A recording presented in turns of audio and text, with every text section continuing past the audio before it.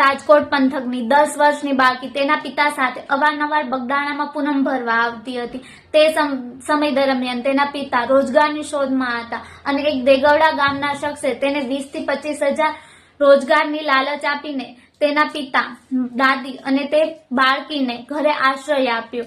બાળકીનો એકલતાનો લાભ લઈને તે શખ્સે 3 માસમાં અનેકવાર તેની સાથે દુષ્કર્મ આચર્યું. એક દિવસ તે બાળકી રાત્રે ઘરેથી ભાગી ગઈ અને તેનો સંપર્ક એક મોટા ખુટવડા ગામના શખ્સ સાથે થયો. તે શખ્સે તેના પિતાના મેળાપ કરવાના બદલે તેની એકલતાનો લાભ લઈને તેની સાથે રાત્રિમાં 3 વખત દુષ્કર્મ આચર્યું અને વધુમાં બીજા એક શખ્સે તેની સાથે દુષ્કર્મ આચર્યું. વિચારો કે એ બાળકી માટે દુનિયા કેવી ઝેર જેવી બની ગઈ છે. મહિના પહેલા પાલીતાણામાં 12 વર્ષની દીકરી સાથે સામૂહિક દુષ્કર્મ આચર્યું, જ્યારે 2 મહિના પહેલા વરતેજ ગામ નજીક 4 વર્ષની બાળકી તેના ઘર પાસે રમી રહી હતી અને તેની ચોકલેટની લાલચ આપીને એક શખ્સે દુષ્કર્મ આચર્યું. અને જ્યારે ભરૂચના ઝઘડિયામાં 9 વર્ષની બાળકીને તેના ઘરે આવીને અપહરણ કરીને તે શખ્સે દુષ્કર્મ આચર્યું છે. હવે મહિલાઓને તો છોડો, પણ બાળકીઓને પણ નથી છોડતા આવા હવસખોરો.